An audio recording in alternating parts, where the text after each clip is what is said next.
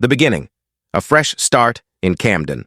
Hi, Reddit. I'm Ellie, 32F, and this is my story of starting over, falling in love, and facing truths I never expected. 2 years ago, my life in Chicago imploded when my husband, Tom, left me for a coworker.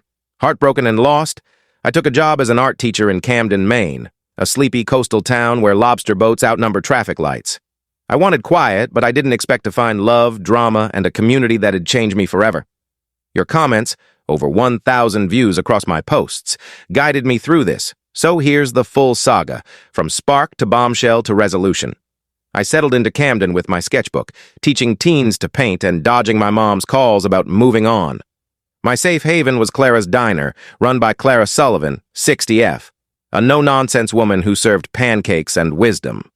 One morning, I met Jake Sullivan, 35 million, Clara's son, a lobster fisherman with a scruffy beard and piercing blue eyes.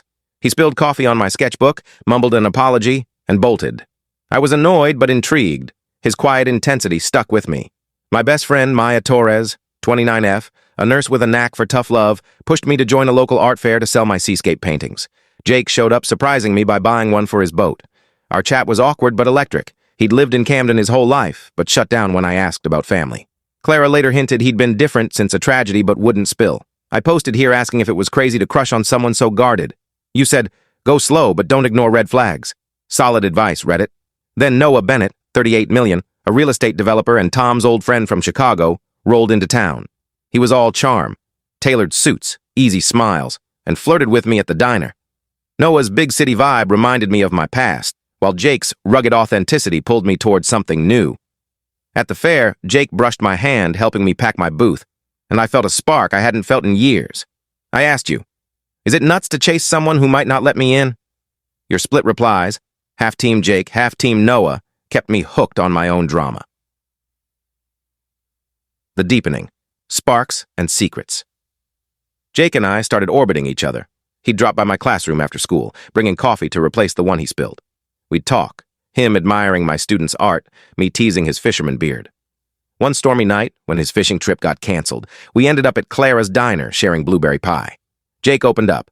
5 years ago, his fiancée, Sarah, died in a car accident on a coastal road. He blamed himself for not driving her home.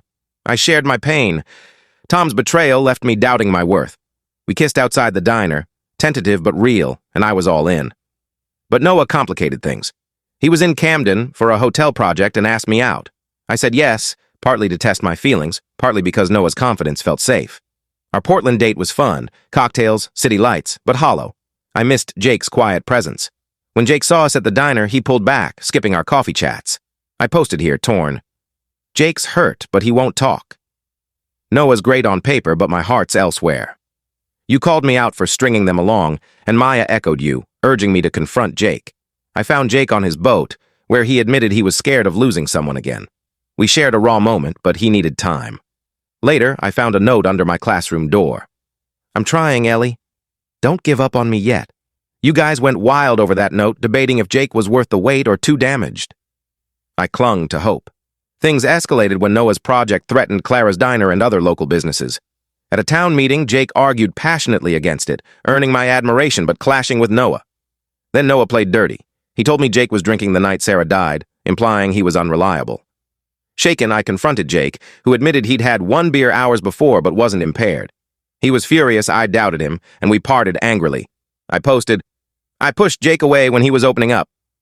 Noah's stirring drama, but I don't trust him either. You warned Noah was manipulative, and you were right. I found a sketch in my classroom. Jake had drawn me laughing from memory.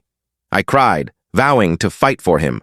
Maya and Clara rallied me, revealing Noah was buying up properties, exploiting Camden's charm for profit. Jake was gone on a fishing trip, leaving me in limbo, but that sketch was my anchor. The climax. The town fights back. I decided to save Clara's Diner and win Jake back. I organized a community event, part lobster bake, part art auction, part music fest, to rally Camden against Noah's project. My students donated paintings, Maya roped in hospital staff, and Clara flipped burgers like a pro. The town square buzzed with string lights, laughter, and the smell of grilled corn. I scanned the crowd for Jake, hoping he'd show. Noah crashed the event, offering to scale back his project if I'd date him. His grand gesture felt like a bribe. I saw through him and said no, focusing on the auction. Then Jake appeared, wind swept in his fishing boots, drawn by Clara's texts. We stepped to the harbor, the water reflecting the moon. I apologized for doubting him. He admitted he'd been running from love since Sarah. We kissed under the lights, and I thought we'd made it. But Noah wasn't done. He handed me an envelope saying, "You need the truth about him." Inside was a police report from Sarah's accident, listing Jake as a witness. It said he'd argued with Sarah hours before her crash, and a note, allegedly his, read, "I should have stopped her. I'm sorry." My hands shook. "Jake, what is this?" Jake's face paled. "Where'd he get that?" Noah smirked. "Public records. I'm protecting you, Ellie." I snapped. "Leave, Noah." He did, but the damage was done. The twist.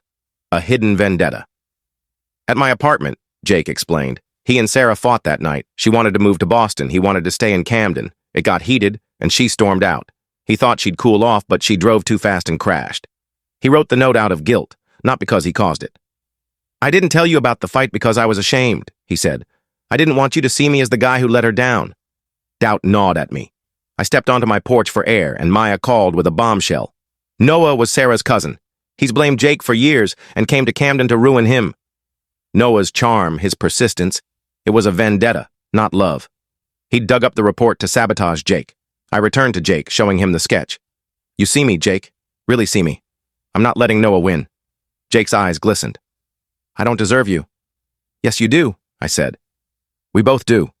The resolution, a new dawn.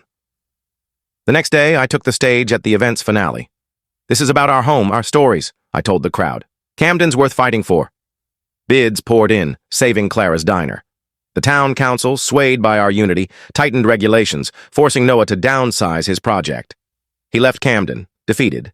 Jake and I took it slow. Winter evenings at the diner, spring mornings on his boat. He taught me to haul lobster traps, I taught him to sketch. We started a community art program for kids, blending our passions. One sunrise, on his boat, Jake gave me a small painting, a seascape with two figures holding hands in soft blues and golds. "That's us," he said. I smiled, tears falling. "Yeah, it is." Final thoughts. Reddit, you were my lifeline. Your comments, some urging me to chase Jake's mystery, others warning about Noah's red flags, helped me see clearly. The twist about Noah being Sarah's cousin blew my mind, and you called it, "Manipulators hide in plain sight." Jake and I aren't perfect, but we're building something real, choosing each other through the mess. Camden's my home now, and I'm stronger than I ever knew.